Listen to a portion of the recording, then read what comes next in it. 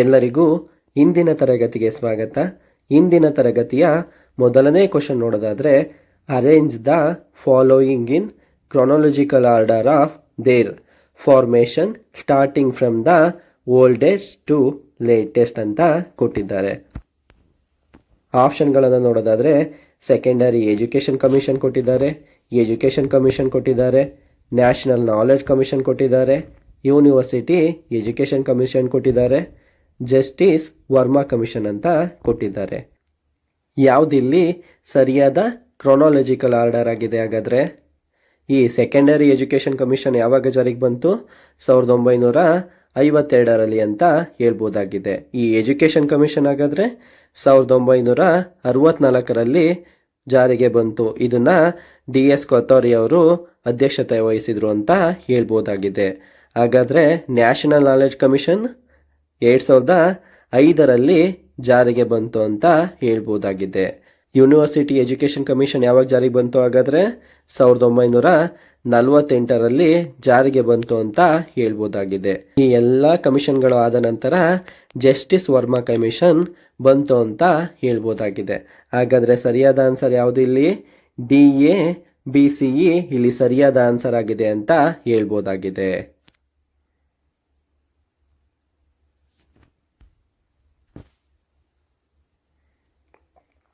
ಮುಂದಿನ ಕ್ವಶನ್ ನೋಡೋದಾದರೆ ಇದು ಕೂಡ ಕ್ರೊನಾಲಜಿಕಲ್ ಆರ್ಡರ್ ಕ್ವಶನ್ ಆಗಿದೆ ಅಂತ ಹೇಳ್ಬೋದಾಗಿದೆ. Arrange the following education policies in chronological order ಅಂತ ಕೊಟ್ಟಿದ್ದಾರೆ. ನ್ಯಾಷನಲ್ ಪಾಲಿಸಿ ಆನ್ ಎಜುಕೇಷನ್ 1968 ಕೊಟ್ಟಿದ್ದಾರೆ, ನ್ಯಾಷನಲ್ ಪಾಲಿಸಿ ಆನ್ ಎಜುಕೇಷನ್ 1986 ಕೊಟ್ಟಿದ್ದಾರೆ, ನ್ಯಾಷನಲ್ ಎಜುಕೇಷನ್ ಪಾಲಿಸಿ 2020 ಕೊಟ್ಟಿದ್ದಾರೆ, ರೈಟ್ ಟು ಎಜುಕೇಷನ್ ಆ್ಯಕ್ಟ್ 2009 ಅನ್ನು ಕೊಟ್ಟಿದ್ದಾರೆ. ಇದರ ಸರಿಯಾದ ಕಾಲಾನುಕ್ರಮ 1, 2, 4, 3 ಆಗಿದೆ ಅಂತ ಹೇಳ್ಬೋದಾಗಿದೆ.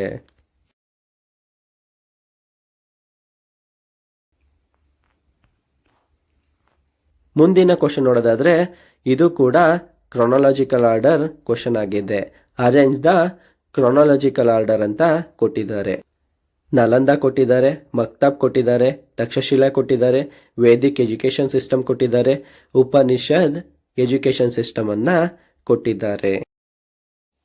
ಯಾವುದಿಲ್ಲಿ ಸರಿಯಾದ ಕಾಲಾನುಕ್ರಮ ಆಗುತ್ತೆ? ಹಾಗಾದ್ರೆ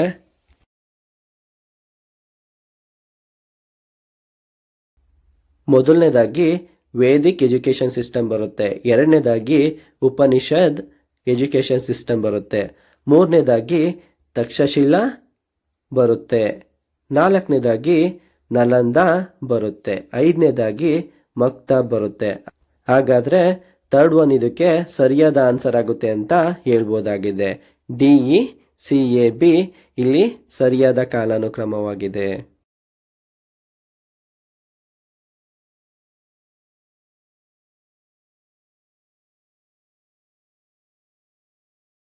ಮುಂದಿನ ಕ್ವಶನ್ ನೋಡೋದಾದರೆ ಇದು ಕೂಡ ಕ್ರೊನಾಲಜಿಕಲ್ ಆರ್ಡರ್ ಕ್ವಶನ್ ಆಗಿದೆ.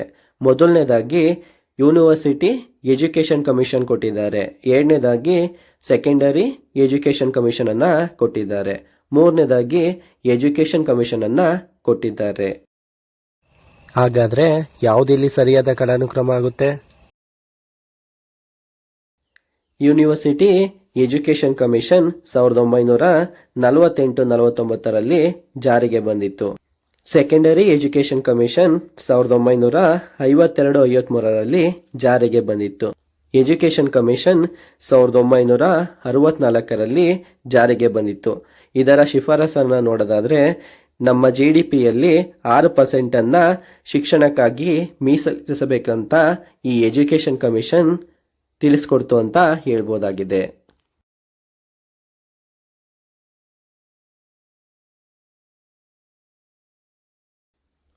ಮುಂದಿನ ಕ್ವಶನ್ ನೋಡೋದಾದರೆ ಇದು ಕೂಡ ಕ್ರೊನಾಲಜಿಕಲ್ ಆರ್ಡರ್ ಕ್ವಶನ್ ಆಗಿದೆ.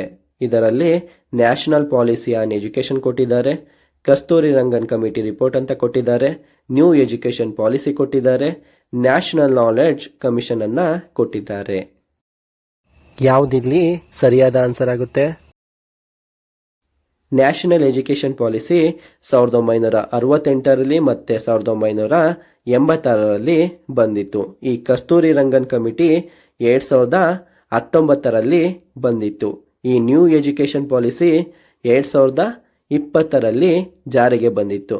ನ್ಯಾಷನಲ್ ನಾಲೆಡ್ಜ್ ಕಮಿಷನ್ 2005ರಲ್ಲಿ ಜಾರಿಗೆ ಬಂದಿತ್ತು ಅಂತ ಹೇಳ್ಬೋದಾಗಿದೆ.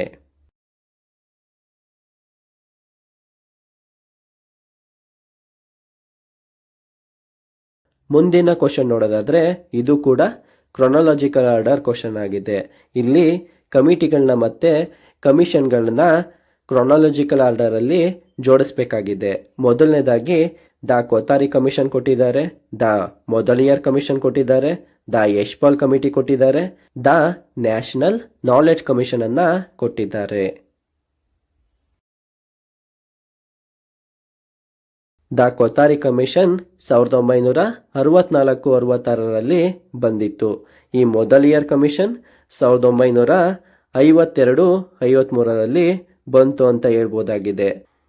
ಕೊತಾರಿ ಕಮಿಷನ್ ನಂತರ ಯಶ್ಪಾಲ್ ಕಮಿಟಿ ಬರುತ್ತೆ, ದ ನ್ಯಾಷನಲ್ ನಾಲೆಡ್ಜ್ ಕಮಿಷನ್ ಬರುತ್ತೆ ಅಂತ ಹೇಳ್ಬೋದಾಗಿದೆ. ಹಾಗಾದರೆ ಇದಕ್ಕೆ ಸರಿಯಾದ ಆನ್ಸರ್ 4th ಒನ್ ಆಗಿದೆ ಅಂತ ಹೇಳ್ಬೋದಾಗಿದೆ.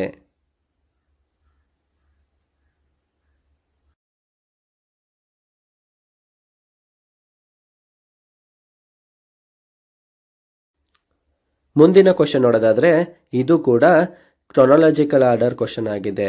ಕೃಷಿ ದರ್ಶನ್ ಕೊಟ್ಟಿದ್ದಾರೆ, ಜ್ಞಾನ ದರ್ಶನ್ ಕೊಟ್ಟಿದ್ದಾರೆ, ವ್ಯಾಸ ಕೊಟ್ಟಿದ್ದಾರೆ, ಜ್ಞಾನವಾಣಿನ ಕೊಟ್ಟಿದ್ದಾರೆ. ಮೊದಲನೇದಾಗಿ ಕೃಷಿ ದರ್ಶನ ಬರುತ್ತೆ, ಅದಾದ ನಂತರ ಜ್ಞಾನ ದರ್ಶನ ಬರುತ್ತೆ, ಅದಾದ ನಂತರ ಜ್ಞಾನವಾಣಿ ಬರುತ್ತೆ, ಅದಾದಮೇಲೆ ವ್ಯಾಸ್ ಬರುತ್ತೆ ಅಂತ ಹೇಳ್ಬೋದಾಗಿದೆ. ಹಾಗಾದರೆ ಫಸ್ಟ್ ಒನ್ ಇದಕ್ಕೆ ಸರಿಯಾದ ಆನ್ಸರ್ ಆಗಿದೆ ಅಂತ ಹೇಳ್ಬೋದಾಗಿದೆ.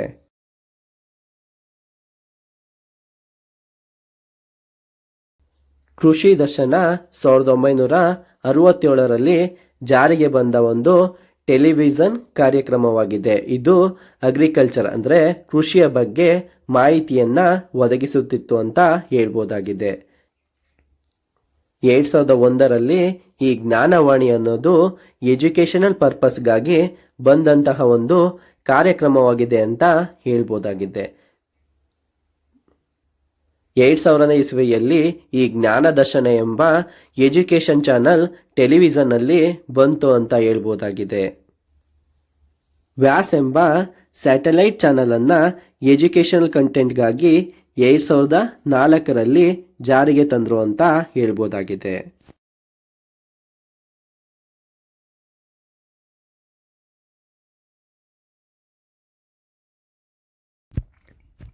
ಮುಂದಿನ ಕ್ವಶನ್ ನೋಡೋದಾದ್ರೆ ಇದು ಕೂಡ ಕ್ರೊನಾಲಜಿಕಲ್ ಆರ್ಡರ್ ಕ್ವಶನ್ ಆಗಿದೆ. ಆಗ್ರಾ ಯೂನಿವರ್ಸಿಟಿ ಕೊಟ್ಟಿದ್ದಾರೆ, ಡೆಲ್ಲಿ ಯೂನಿವರ್ಸಿಟಿ ಕೊಟ್ಟಿದ್ದಾರೆ, ನಾಗ್ಪುರ್ ಯೂನಿವರ್ಸಿಟಿ ಕೊಟ್ಟಿದ್ದಾರೆ, ಆಂಧ್ರ ಯೂನಿವರ್ಸಿಟಿ ಕೊಟ್ಟಿದ್ದಾರೆ, ಯೂನಿವರ್ಸಿಟಿ ಆಫ್ ಕೋಲ್ಕತ್ತಾವನ್ನು ಕೊಟ್ಟಿದ್ದಾರೆ. ಯೂನಿವರ್ಸಿಟಿ ಆಫ್ ಕಲ್ಕತ್ತಾ 1857ರಲ್ಲಿ ಸ್ಥಾಪನೆಯಾಯಿತು. ಡೆಲ್ಲಿ ಯೂನಿವರ್ಸಿಟಿ 1922ರಲ್ಲಿ ಸ್ಥಾಪನೆಯಾಯಿತು.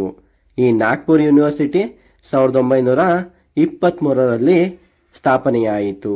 ಈ ಆಂಧ್ರ ಯೂನಿವರ್ಸಿಟಿ 1926ರಲ್ಲಿ ಸ್ಥಾಪನೆಯಾಯಿತು. ಈ ಆಗ್ರಾ ಯೂನಿವರ್ಸಿಟಿ 1927ರಲ್ಲಿ ಸ್ಥಾಪನೆಯಾಯಿತು ಅಂತ ಹೇಳ್ಬೋದಾಗಿದೆ. ಹಾಗಾದರೆ ಸೆಕೆಂಡ್ ಒನ್ ಇದಕ್ಕೆ ಸರಿಯಾದ ಆನ್ಸರ್ ಆಗುತ್ತೆ ಅಂತ ಹೇಳ್ಬೋದು.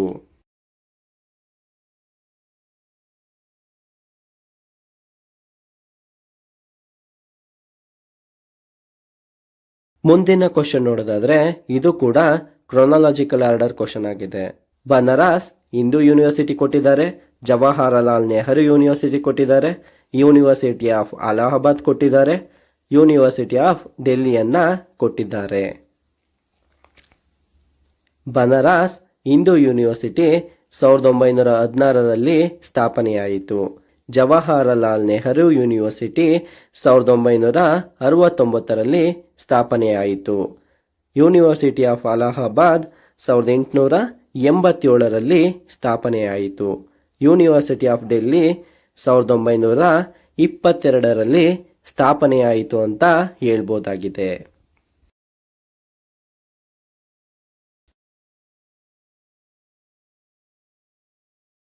ಮುಂದಿನ ಕ್ವಶನ್ ನೋಡೋದಾದ್ರೆ ಇದು ಕೂಡ ಕ್ರೊನಾಲಜಿಕಲ್ ಆರ್ಡರ್ ಕ್ವಶನ್ ಆಗಿದೆ. ಸಾರ್ಜೆಂಟ್ ಪ್ಲಾನ್ ಕೊಟ್ಟಿದ್ದಾರೆ, ಆರ್ಟ್ಯಾಕ್ ಕಮಿಟಿ ಕೊಟ್ಟಿದ್ದಾರೆ, ಕೋಲ್ಕತ್ತಾ ಯೂನಿವರ್ಸಿಟಿ ಕಮಿಷನ್ ಕೊಟ್ಟಿದ್ದಾರೆ, ಅಂಟರ್ ಕಮಿಷನ್ ಕೊಟ್ಟಿದ್ದಾರೆ, ಇಂಡಿಯನ್ ಯೂನಿವರ್ಸಿಟಿ ಕಮಿಷನ್ ಅನ್ನ ಕೊಟ್ಟಿದ್ದಾರೆ. ಸಾರ್ಜೆಂಟ್ ಪ್ಲಾನ್ 1944ರಲ್ಲಿ ಬಂದಿತ್ತು. ಆರ್ಟ್ಯಾಕ್ ಕಮಿಟಿ 1929ರಲ್ಲಿ ಬಂದಿತು. ಈ ಕೋಲ್ಕತ್ತಾ ಯೂನಿವರ್ಸಿಟಿ ಕಮಿಷನ್ 1857ರಲ್ಲಿ ಬಂತು ಅಂತ ಹೇಳ್ಬೋದಾಗಿದೆ. ಅಂಟರ್ ಕಮಿಷನ್ 1882-83ರಲ್ಲಿ ಬಂದಿತು ಅಂತ ಹೇಳ್ಬೋದಾಗಿದೆ. ಹಾಗಾದ್ರೆ 4th ಒನ್ ಇದಕ್ಕೆ ಸರಿಯಾದ ಆನ್ಸರ್ ಆಗಿದೆ ಅಂತ ಹೇಳ್ಬೋದಾಗಿದೆ.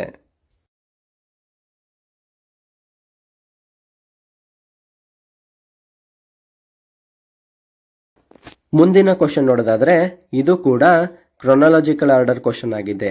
ICSSR ಕೊಟ್ಟಿದ್ದಾರೆ, CSIR ಕೊಟ್ಟಿದ್ದಾರೆ, IIAS ಕೊಟ್ಟಿದ್ದಾರೆ, ICHR ಕೊಟ್ಟಿದ್ದಾರೆ, ICPR ಅನ್ನ ಕೊಟ್ಟಿದ್ದಾರೆ.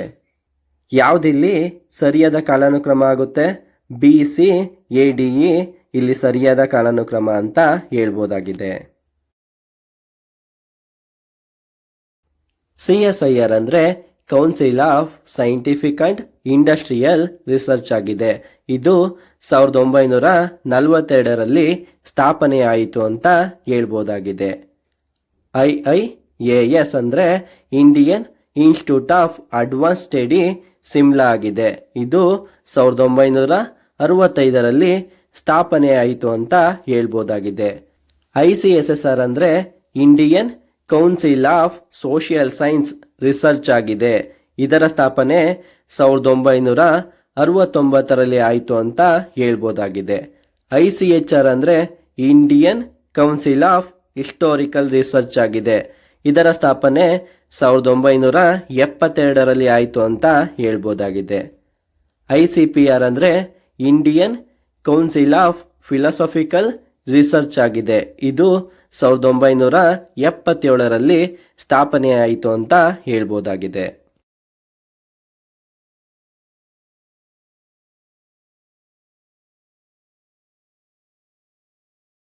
ಮುಂದಿನ ಕ್ವಶನ್ ನೋಡೋದಾದ್ರೆ ಇದು ಕೂಡ ಕ್ರೊನಾಲಜಿಕಲ್ ಆರ್ಡರ್ ಕ್ವಶನ್ ಆಗಿದೆ.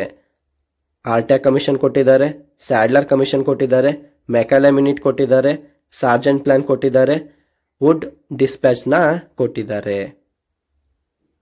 ಯಾವುದಿಲ್ಲಿ ಸರಿಯಾದ ಕಾಲಾನುಕ್ರಮ?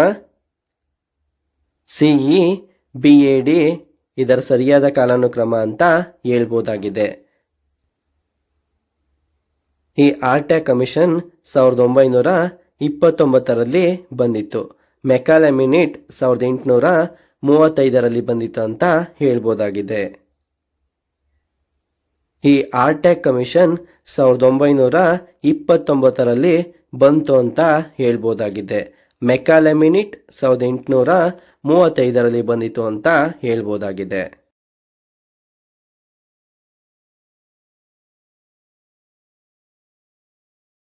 ಮುಂದಿನ ಕ್ವಶನ್ ನೋಡೋದಾದ್ರೆ arrange the following historical chronology ಅಂತ ಕೊಟ್ಟಿದ್ದಾರೆ. ಕಲ್ಕತ್ತಾ ಯೂನಿವರ್ಸಿಟಿ ಕಮಿಷನ್ ಕೊಟ್ಟಿದ್ದಾರೆ, ಅಂಡರ್ ಎಜುಕೇಶನ್ ಕಮಿಷನ್ ಕೊಟ್ಟಿದ್ದಾರೆ, ಸಾರ್ಜೆಂಟ್ ಪ್ಲಾನ್ ಕೊಟ್ಟಿದ್ದಾರೆ, ವುಡ್ಸ್ ಡಿಸ್ಪ್ಯಾಚ್ ಅನ್ನ ಕೊಟ್ಟಿದ್ದಾರೆ. ಕಲ್ಕತ್ತಾ ಯೂನಿವರ್ಸಿಟಿ ಕಮಿಷನ್ 1917ರಲ್ಲಿ ಬಂದಿತ್ತು. ಅಂಟರ್ ಎಜುಕೇಶನ್ ಕಮಿಷನ್ 1882-83ರಲ್ಲಿ ಬಂದಿತ್ತು. ಈ ಸಾರ್ಜೆಂಟ್ ಪ್ಲಾನ್ 1944ರಲ್ಲಿ ಬಂತು.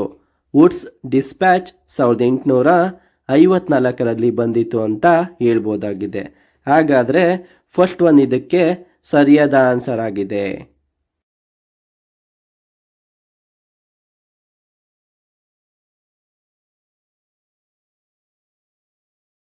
ಮುಂದಿನ ಕ್ವಶನ್ ನೋಡೋದಾದ್ರೆ ಇದು ಕೂಡ ಕ್ರೊನಾಲಜಿಕಲ್ ಆರ್ಡರ್ ಕ್ವಶನ್ ಆಗಿದೆ.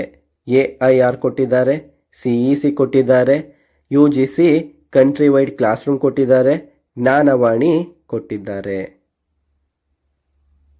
ಯಾವುದಿಲ್ಲಿ ಸರಿಯಾದ ಆರ್ಡರ್ ಆಗುತ್ತೆ? ಮೊದಲನೇದಾಗಿ ಆಲ್ ಇಂಡಿಯಾ ರೇಡಿಯೋ ಬರುತ್ತೆ. ಅದಾದ ನಂತರ UGC country wide class room ಬರುತ್ತೆ. ಅದಾದ್ಮೇಲೆ CEC ಬರುತ್ತೆ ಅಂತ ಹೇಳ್ಬೋದಾಗಿದೆ. CEC ಆದ್ಮೇಲೆ ಜ್ಞಾನವಾಣಿ ಬರುತ್ತೆ ಅಂತ ಹೇಳ್ಬೋದಾಗಿದೆ. ಹಾಗಾದರೆ ಫಸ್ಟ್ ಒನ್ ಇದಕ್ಕೆ ಸರಿಯಾದ ಆನ್ಸರ್ ಆಗುತ್ತೆ ಅಂತ ಹೇಳ್ಬೋದಾಗಿದೆ.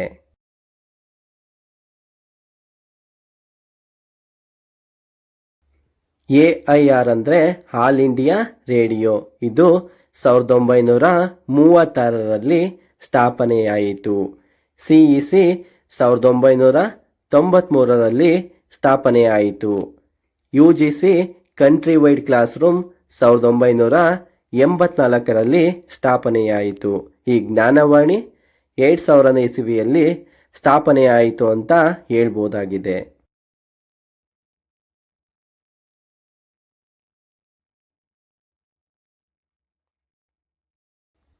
ಮುಂದಿನ ಕ್ವಶನ್ ನೋಡೋದಾದರೆ, identify the pair that appear in the reverse chronological order of development ಅಂತ ಕೊಟ್ಟಿದ್ದಾರೆ.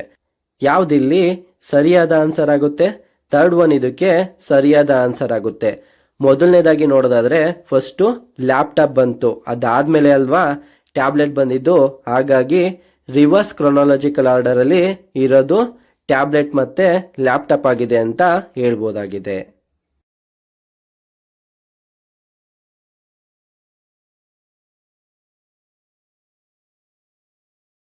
ಮುಂದಿನ ಕ್ವಶನ್ ನೋಡೋದಾದರೆ ಇದು ಕೂಡ ಕ್ರೊನಾಲಜಿಕಲ್ ಆರ್ಡರ್ ಕ್ವಶನ್ ಆಗಿದೆ. ಇಲ್ಲಿ UGCಯ ಚೇರ್ಮನ್ಗಳನ್ನು ಕಾಲಾನುಕ್ರಮದಲ್ಲಿ ಜೋಡಿಸ್ಬೇಕು ಅಂತ ಕೊಟ್ಟಿದ್ದಾರೆ. RMIT S ದೇಸಾಯಿ ಕೊಟ್ಟಿದ್ದಾರೆ, G ರಾಮ್ ರೆಡ್ಡಿ ಕೊಟ್ಟಿದ್ದಾರೆ, ಮನಮೋಹನ್ ಸಿಂಗ್ ಕೊಟ್ಟಿದ್ದಾರೆ, ಯಶ್ಪಾಲ್ ಕೊಟ್ಟಿದ್ದಾರೆ, ಮಾಧುರಿ R ಶಾ ಕೊಟ್ಟಿದ್ದಾರೆ.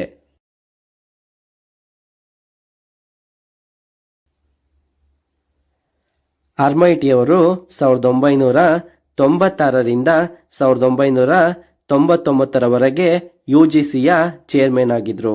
ಈ ರಾಮ್ ರೆಡ್ಡಿ ಅವರು 1992ರಿಂದ 1996ರವರೆಗೆ ಚೇರ್ಮನ್ ಆಗಿದ್ದರು. ಈ ಮನಮೋಹನ್ ಸಿಂಗ್ ರವರು 1991ರಿಂದ 92ರವರೆಗೆ ಚೇರ್ಮನ್ ಆಗಿದ್ದರು. ಯಶ್ಪಾಲ್ ರವರು 1986ರಿಂದ 91ರವರೆಗೆ ಚೇರ್ಮನ್ ಆಗಿದ್ದರು. ಮಾಧುರಿ R ಶಾ ರವರು 1981ರಿಂದ 86ರವರೆಗೆ UGCಯ ಚೇರ್ಮನ್ ಆಗಿ ಕಾರ್ಯವನ್ನು ನಿರ್ವಹಿಸಿದ್ರು ಅಂತ ಹೇಳ್ಬೋದಾಗಿದೆ. ಹಾಗಾದರೆ ಇದಕ್ಕೆ ಸರಿಯಾದ ಆನ್ಸರ್ ಫಸ್ಟ್ ಒನ್ ಆಗಿದೆ. AEBDC ಇದಕ್ಕೆ ಸರಿಯಾದ ಆನ್ಸರ್ ಆಗುತ್ತೆ.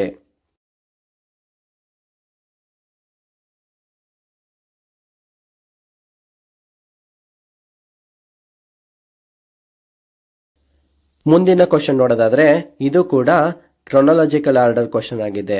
ಒಸ್ಮಾನಿಯಾ ಯೂನಿವರ್ಸಿಟಿ ಕೊಟ್ಟಿದ್ದಾರೆ, ಪಾಟ್ನಾ ಯೂನಿವರ್ಸಿಟಿ ಕೊಟ್ಟಿದ್ದಾರೆ, ಲಕ್ನೋ ಯೂನಿವರ್ಸಿಟಿ ಕೊಟ್ಟಿದ್ದಾರೆ, ಅಣ್ಣಾಮಲೈ ಯೂನಿವರ್ಸಿಟಿಯನ್ನು ಕೊಟ್ಟಿದ್ದಾರೆ, ರಂಗೂನ್ ಯೂನಿವರ್ಸಿಟಿಯನ್ನು ಕೊಟ್ಟಿದ್ದಾರೆ.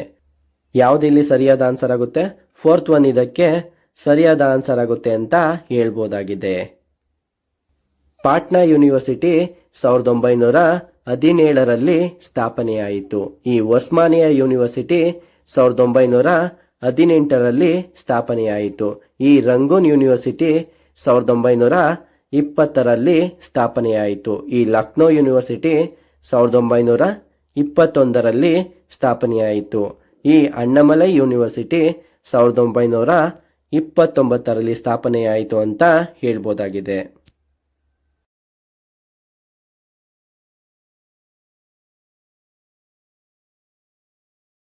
ಮುಂದಿನ ಕ್ವಶನ್ ನೋಡೋದಾದರೆ ಇದು ಕೂಡ ಕ್ರೊನಾಲಜಿಕಲ್ ಆರ್ಡರ್ ಕ್ವಶನ್ ಆಗಿದೆ.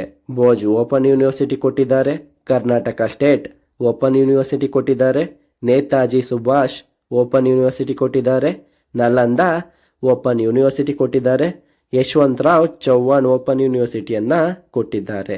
ಯಾವುದಿಲ್ಲಿ ಸರಿಯಾದ ಆನ್ಸರ್ ಆಗುತ್ತೆ? DEABC ಇಲ್ಲಿ ಸರಿಯಾದ ಆನ್ಸರ್ ಆಗುತ್ತೆ ಅಂತ ಹೇಳ್ಬೋದಾಗಿದೆ. ನಲಂದಾ ಓಪನ್ ಯೂನಿವರ್ಸಿಟಿ 1987ರಲ್ಲಿ ಸ್ಥಾಪನೆಯಾಯಿತು. ಯಶವಂತರಾವ್ ಚೌಹಾಣ್ ಮಹಾರಾಷ್ಟ್ರ ಓಪನ್ ಯೂನಿವರ್ಸಿಟಿ 1989ರಲ್ಲಿ ಸ್ಥಾಪನೆಯಾಯಿತು. ಈ ಬೋಜ್ ಯೂನಿವರ್ಸಿಟಿ 1991ರಲ್ಲಿ ಸ್ಥಾಪನೆಯಾಯಿತು. ಕರ್ನಾಟಕ ಸ್ಟೇಟ್ ಓಪನ್ ಯೂನಿವರ್ಸಿಟಿ 1996ರಲ್ಲಿ ಸ್ಥಾಪನೆಯಾಯಿತು. ನೇತಾಜಿ ಸುಭಾಷ್ ಓಪನ್ ಯೂನಿವರ್ಸಿಟಿ 1997ರಲ್ಲಿ ಸ್ಥಾಪನೆಯಾಯಿತು ಅಂತ ಹೇಳ್ಬೋದಾಗಿದೆ.